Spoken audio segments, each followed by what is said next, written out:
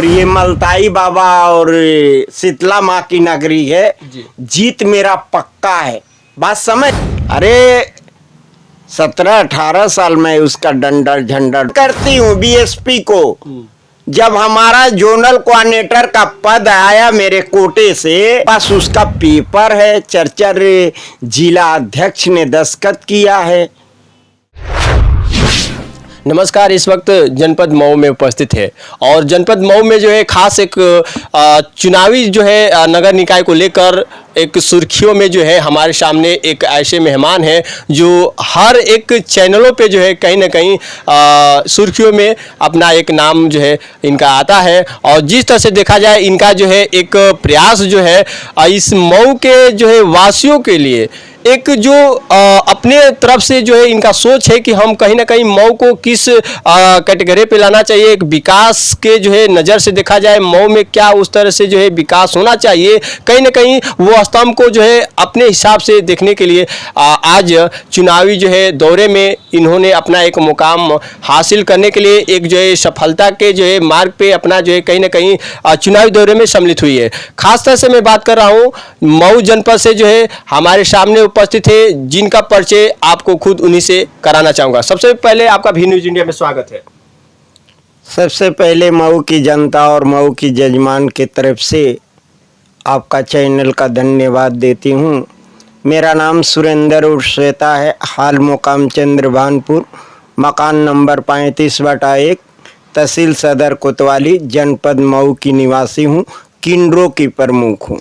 किन्नरों की प्रमुख होते हुए आज जिस तरह से देखा जाए तो उन समाज से आपने एक पहल जो है उठाई है कि कहीं ना कहीं इस चुनावी जो है रण में आने के बाद क्या लगा जो है कि हम एक चेयरमैनी पद से जो है हम चुनाव लड़ेंगे, ये ख्वाब ये सोच कैसे आया? देखिए, मैं मेयर अमरनाथ उर्फ आशा देवी की चेला हूँ जी, और यहाँ जमाने से गलियों घाटों में मांगती आती खाती रही हूँ। हाँ, मगर आज तक किसी माफिया डान मुख्तार हो या उसके दोनों मुरीद हो, अरशद हो या तैयब हो या बहुजन समाज पार्टी हो या सपा हो, दोनों पार्टियां से पार्लियामेंट का भी चुनाव लड़के आए, एमएलए भी लड़के आए, किसी ने विकास नहीं किया, सब अपना भला किया। जो स्वर्गीय कल्पनाथ राय का अधूरा सपना है वो मैं पूरा करूंगी। भविष्य में आप सुने होंगे कि पूर्वांचल में सबसे विकास जिला मऊ है, मगर इन नेताओं और भ्रष्टाचारियों और गुंडों ने इसको कितनी पीछे भेज दिया। बात समझ रहे हैं? कितनी बड़ी विकासें उन्होंने लाया था। बात समझ रहे हैं? स्वर्गीय कल्पनाथ राय को जब तक ये दुनिया सलामत रहेगी उनको अमर के नाम से याद करेगी। बात समझ रहे हैं? देखिए, स्वर्गीय कल्पनाथ राय बहुत सी चीजें लाए मऊ में। हाँ, आज भी इतिहास गवाह है, उसका रिकॉर्ड भी है। जो रेलवे का टर्मिनल लाए वो मड़ुआडीह लेकर सब चले गए। ये सपा और बीएसपी की सरकार थी। फिर ये लाए किसान चीनी मिल, वो सब इटावा लेकर चले गए। हवाई अड्डा और कमिश्नरी यहाँ लाए थे तो ये लेकर चले गए आजमगढ़। अंडर ब्रिज जो फाटक पे देख रहे हैं वो भी बहुत सी चीजें उन्होंने लाया था। बात समझ रहे हैं? मगर उनके मरने के बाद ये नेता 10 पीढ़ी पीछे लेकर चले गए। बात समझ रहे हैं? तो इसके जिम्मेदार पार्टियां नहीं है, अपने कुर्सी के लिए माफिया डान को देती है। हाँ, हम भी 18 साल रही बीएसपी में, डंडा झंडा ढोआया। हम उसके पार्टी को ऐलान करती हूँ बीएसपी को। जब हमारा जोनल कोऑर्डिनेटर का पद आया मेरे कोटे से तो ये लगे सब हीवा हवाली। आज तक मैं किसी का जल्दी चाय और पान तक नहीं खाई हूँ उसके पार्टी का। मेरा ही पैसा उसके पद अधिकारियों के रग रग में है। किस सन में आप बीएसपी से जुड़ी थी?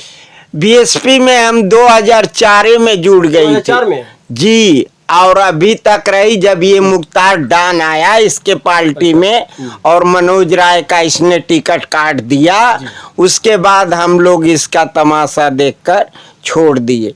बात समझ रहे हैं? आज देख लीजिए बीएसपी हो या सपा हो किस स्तर पे आ गई है। जी बात समझ रहे हैं? इसके कार्यकाल में भी तो अंकुश लगाना चाहिए। अतीक डान हो या मुख्तार हो या बड़े बड़े माफिया डान हो, हाँ, अगर अंकुश लगाई होती।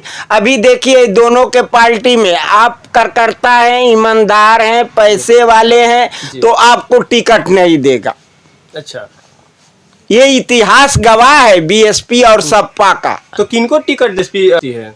बीएसपी वही देगी, मुख्तार को देगी, अच्छा। कभी अतीक के परिवार को देगी, कभी उसकी बीवी को देगी, अच्छा, सहिस्ता परवीन को देगी, और किसको देगी कि हम उन लोग को कुर्सी की लालच है ना। बात समझ रहे हैं?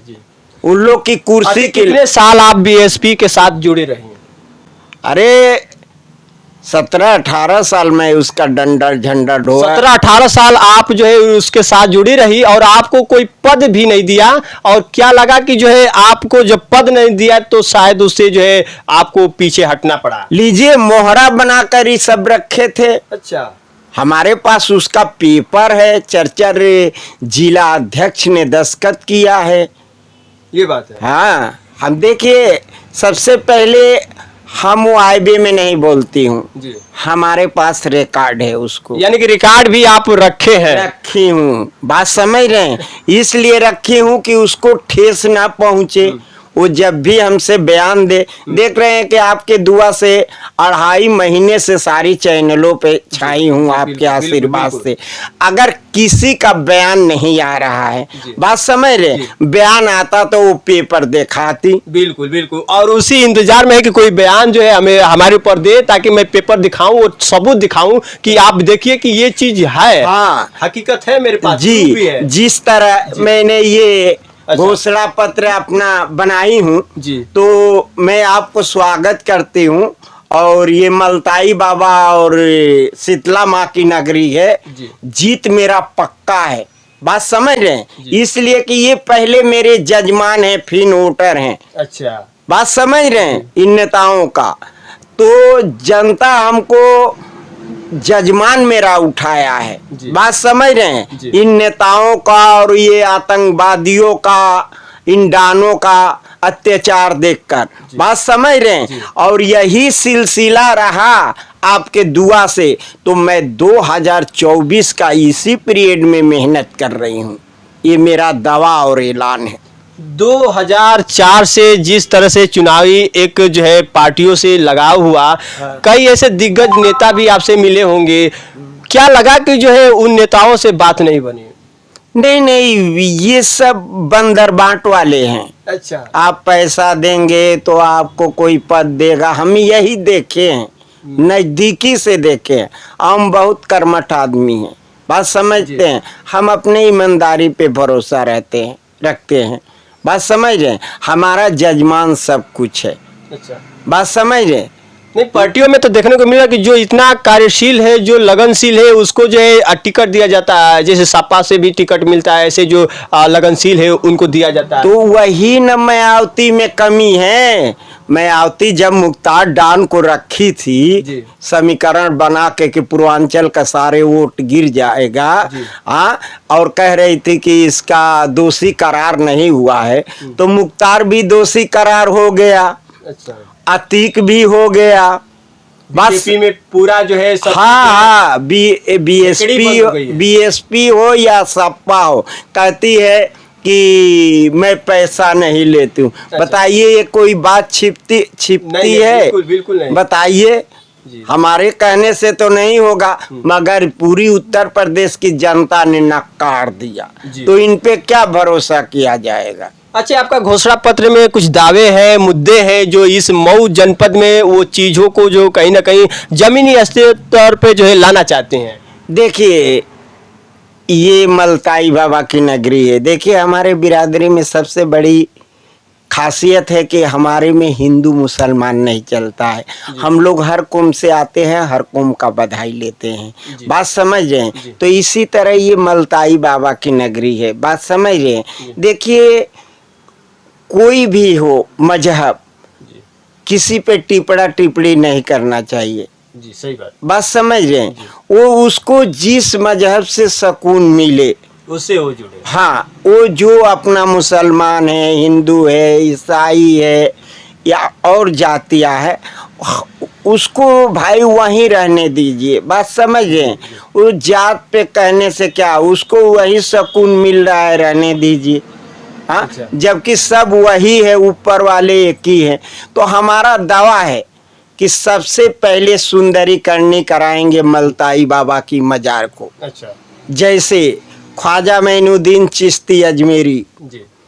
कलियर शरीफ, बहराइच, देवा शरीफ और ये कछौछा कि आने वाली हिंदू मुसलमान की पीढ़ियां याद करे।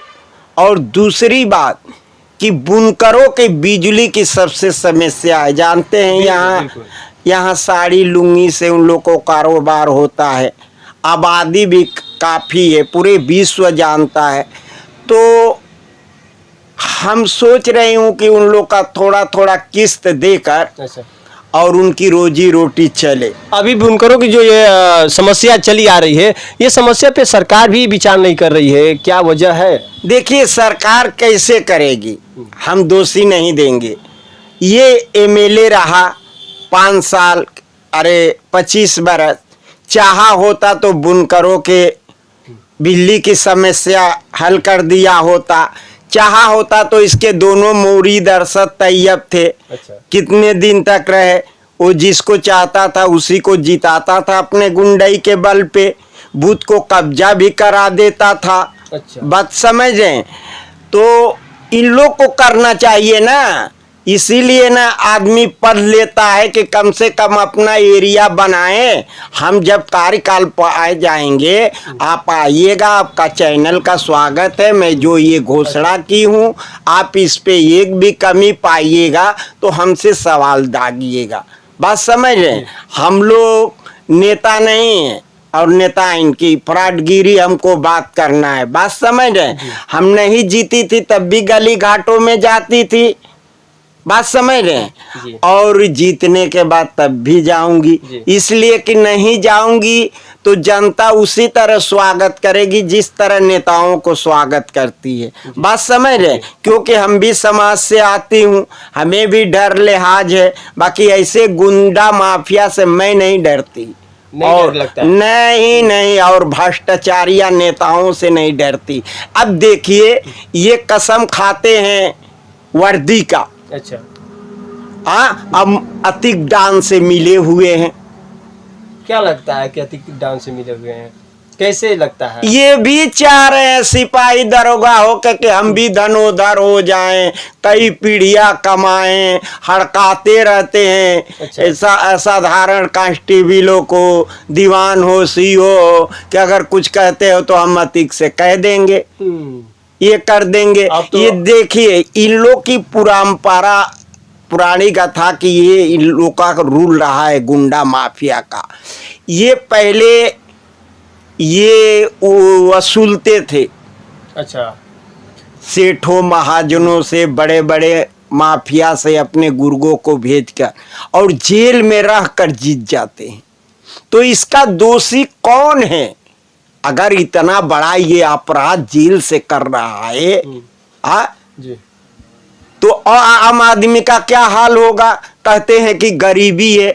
जब डान के इतने संपत्ति गरीबों का लूट के रखा है, रुपया खजाना, एक से एक विदेशी महंगी गाड़ियां, बात समझिएगा, IAS PCS अधिकारी के घर में सोने का ईंट निकल रहा है, रुपया खजाना निकल रहा है, MP MLA का घर में से निकल रहा है, तो इसको गरीबी कहा जाएगा? आप बताइए।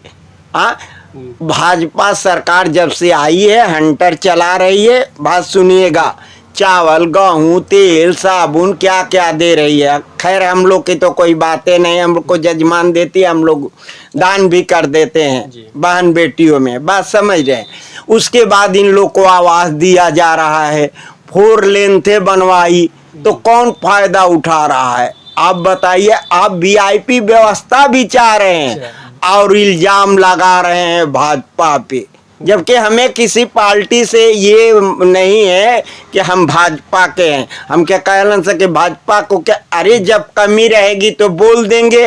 हरि नारायण आया राजभर पार्लियामेंट का चुनाव जीतकर भाजपा से, कुछ नहीं किया, कुछ नहीं किया, बात समझ रहे हैं, कोई इसमें बचा नहीं है। तो हमने सोचा कि चलो भाई मेरे नगर का चुनाव है, जो मेरा पावर है चेयरमैन का वो हासिल कर लूँ। जब ऐसे गुंडा माफिया हड़काते रहेंगे और अधिकारियों मिले रहेंगे तो मैंने ऐलान कर दी हूँ, आज भी आपके चैनल से ऐलान की हूँ कि 2004 में ऐसा निशाना साधूंगी कि शायद सोच नहीं पाओगे वो किसी पार्टी का गुंडा हो, माफिया हो।